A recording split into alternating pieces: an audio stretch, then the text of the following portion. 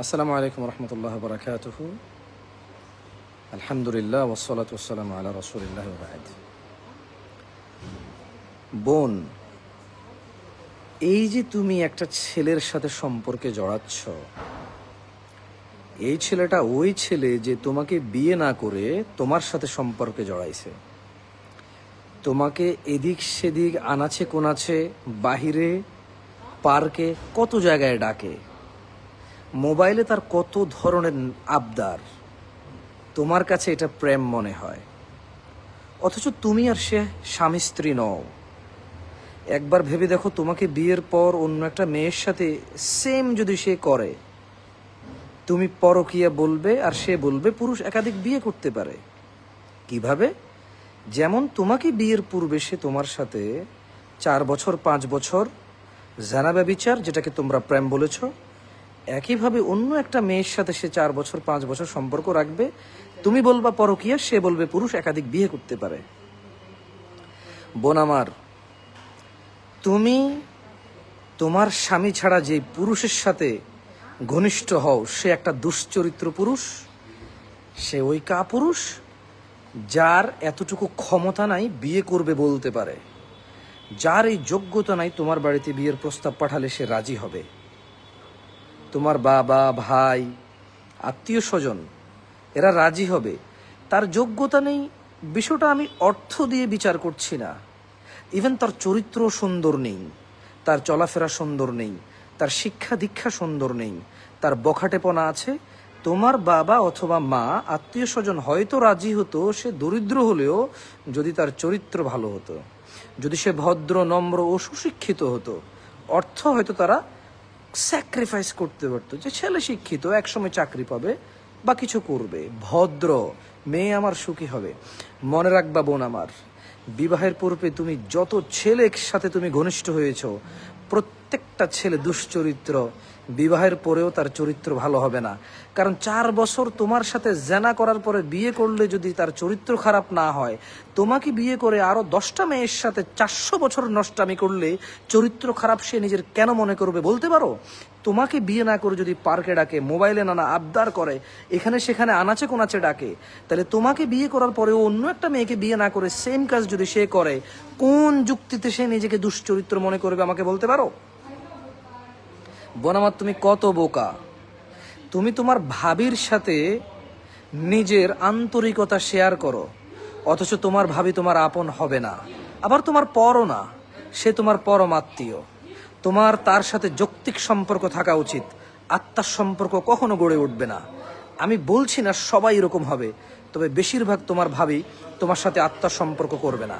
যেমন তুমি একটা উদাহরণ নাও, তুমি মনে করো তোমার ভাবি তোমাকে মায়ের মতো আদর করবে, বড় বোনের মতো আদর করবে, বড় ভাই মায়ের মতো হয়, নানা কত কিস্সা কাহিনী তুমি বলো, আর তুমি মনে মনে তার থেকে অনেক বেশি কিছু আশা করো, আর তুমি যা আশা করো তা তো তুমি পাওই না, বরঞ্চ তুমি এর উল্টাটা পাও।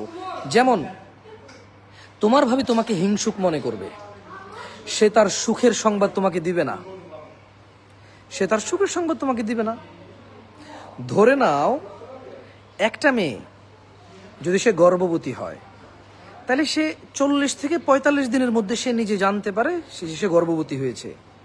দেখা যাবে তোমার ভাবি এটা সবাই, যারা তার একেবারেই আপন, যে সে যাদেরকে মনে করে, সবাইকে জানাইছে। তুমি জানতে পারবা কতদিন পরে? 6 মাস পরে। হতে পারে বাচ্চা হওয়ার সময় জানছো, হতে পারে 4 মাস পরে জানছো, হতে পারে তুমি তৃতীয়, চতুর্থ, পঞ্চম কারো থেকে শোনার পরে বিশ্বাস করনি, কারণ তোমরা একই বাসায় থাকো, প্রতিদিন তোমাদের যাওয়া আসা হয়, অথবা মাঝে মধ্যে তোমাদের যাওয়া আসা হয়। তবে তোমার মা সেই ঘরে বসবাস করে, তোমার বাবা সেই ঘরে বসবাস করে, তোমার ভাই, তুমি সেটা জানবা না, কারণ সে তোমার ভাবি। তুমি তোমার স্বামীর সংসার নষ্ট করো ভাইয়ের জন্য, কিন্তু তুমি কি কখনো শুনেছো কোনো ভাবি তার সংসার নষ্ট করেছে ননদ অথবা নন্নসের জন্য? তোমরা কি বলো এটাকে? আমাদের এলাকায় স্বামীর বড় বোনকে নন্নস বলে, স্বামীর ছোট বোনকে ননদ বলে, ননদ ননাই কিছু একটা। তুমি কি কখনো শুনতে পেরেছো এটা? যত তুমি তোমার ভাইয়ের জন্য স্বামীর সংসারে যত ভেজাল, যত স্বামীকে তার পরিবার থেকে দূর করো, কোনোদিন কি তোমার ভাবি তোমার জন্য এরকম করেছে? করে না। কারণ মেয়েরা তার শ্বশুর বাড়িতে শুধু তার স্বামীকে আপন মনে করে, আর কাউকে আপন মনে করে না। ওয়ালাইকুম আসসালাম ওয়া রাহমাতুল্লাহ। হ্যাঁ, মেয়েরা মেয়েরা মানে স্বামীর বাড়িতে শুধু স্বামীকে আপন মনে করে, আর কাউকে আপন মনে করে না।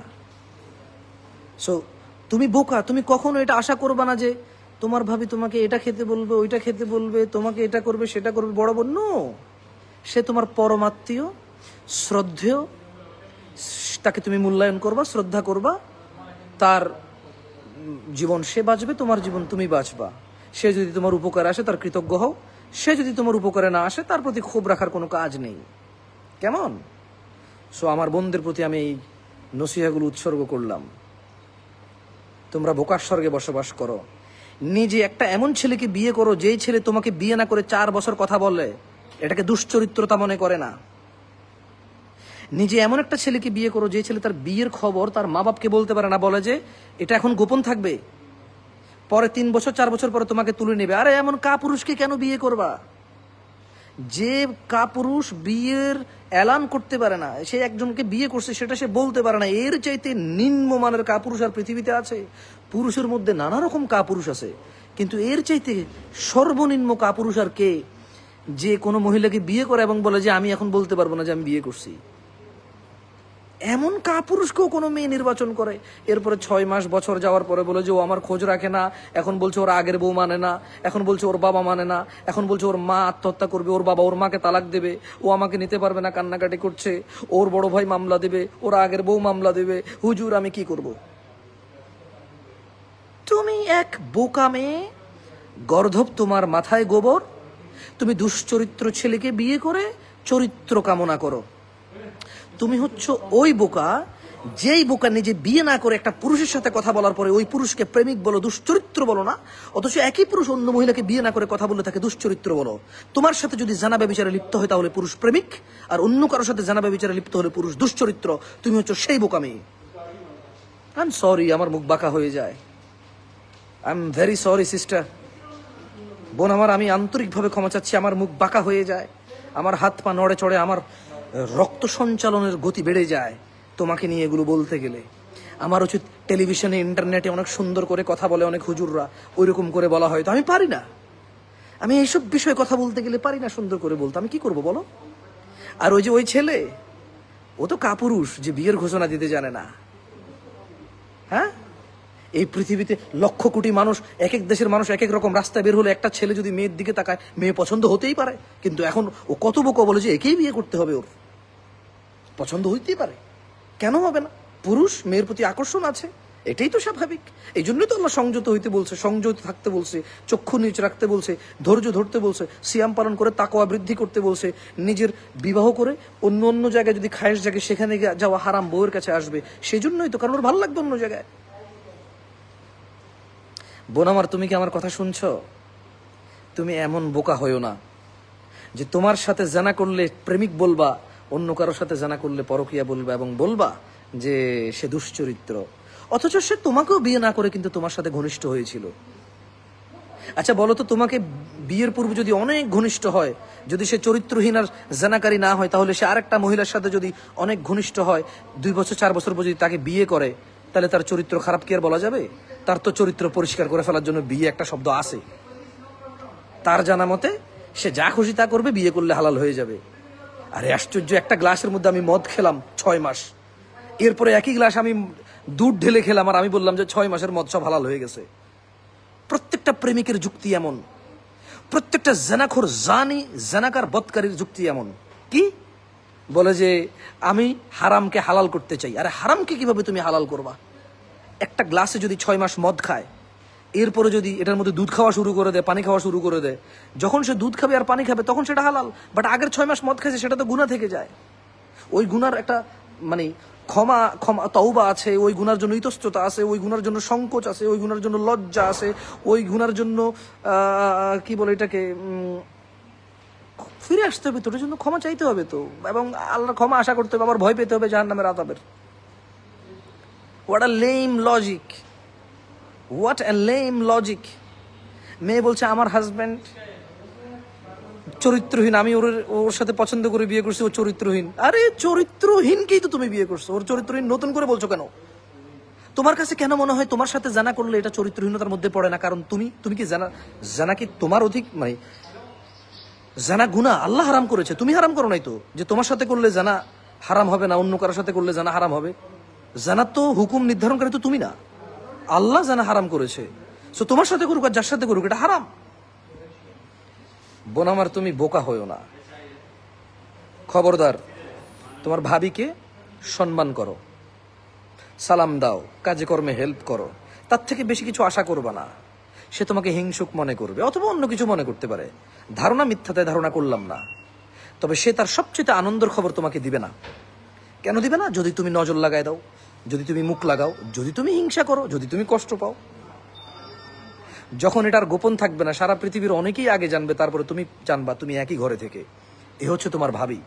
সো তার থেকে বেঁচে থাকবা, তার সাথে ঝগড়া করতে যাবা না, তার মনে কষ্ট দিতে যাবা না, তার মনে কষ্ট দিতে যাবা না। তুমি তোমার ভাই আর বাপের খেলে সে মনে করবে তুমি তার শ্বশুরের আর তার জামাইয়ের খাচ্ছ। সো সে মনে করে তার জামাইয়ের মালিক সে, তার জামাইয়ের মালিক সে। সো ওই জামাই কি করবে কি করবে না, কাকে খাওয়াবে কাকে খাওয়াবে না, কাকে রাখবে কাকে রাখবে না, আপত্তি করার অথবা অনুমতি দেওয়ার অথবা উৎসাহিত করার অধিকার তার, সেটার মালিক। সো রেসপেক্ট ইউর ভাবি, তোমার ভাবিকে রেসপেক্ট করো, তার বেশি কথা মানে কষ্ট পেও না, তার এই ধরনের হিংসাত্মক আচরণে কষ্ট পেও না। বি ফর্মাল, ট্রাই করো। আমি জানি কষ্টকর, আমি জানি পারবা না, আমি জানি চেষ্টা করতে হবে, বারবার ভুল হবে, আবার চেষ্টা করতে হবে, বাট বি ফর্মাল। কষ্ট পাওয়ার কিছু নেই, ভাবি তো, বুঝো নাই? সো এই দুইটা লেসন তোমাদেরকে দিলাম আজকে এই লাইভে। 400 জন আপনারা যারা আছেন, আমি মনে করি এই লাইভটা আপনারা এত পরিমাণে শেয়ার করা উচিত। আপনার অবিবাহিত মেয়ে, আপনার বিবাহিতা মেয়ে, প্রত্যেককে এই লাইভটা শেয়ার করা উচিত। আই ডোন্ট নো, আমি কিন্তু একবার বলি না যে এই লাইভ তাদের কাজে আসবে, বাট আমার মনে হয়েছে মেয়েদের কাজে আসবে, এই জন্য আমি বলছি মেয়েদেরকে শেয়ার করেন আপনারা, মেয়েদের পর্যন্ত পৌঁছান এই লাইভটা। আমি বলছি না যে আমার কথাগুলো একেবারে চিরন্তন সত্য, একদম লজিক্যাল, একদম মানে সবার কাজে এসে যাবে না। বাট মেয়েরা হচ্ছে ওই বোকা, যে বোকা 5 বছর প্রেম করে, মানে জেনা করে, প্রেমিক বলে। এই স্বামী যখন অন্য কোনো মহিলাকে বিয়ে না করে কথা বলে, ওকে পরকীয়া বলে, বলে যে এখন ওর বউ আছে না। আরে আসলে তখন তার আল্লাহ ছিল না, এখন ওর বউ আছে না মানে কি? ও তো বিয়ে 4টা করতে পারবে না। ও তোমার সাথে প্রেম করে 5 বছর বিয়ে করছে কেন? কারণ ও তোমার বিয়ে করা জায়েজ, এই জন্য বিয়ে করছে। তো আরেক মহিলার সাথে কথা বলা হারাম, বিয়ে করা তো জায়েজ।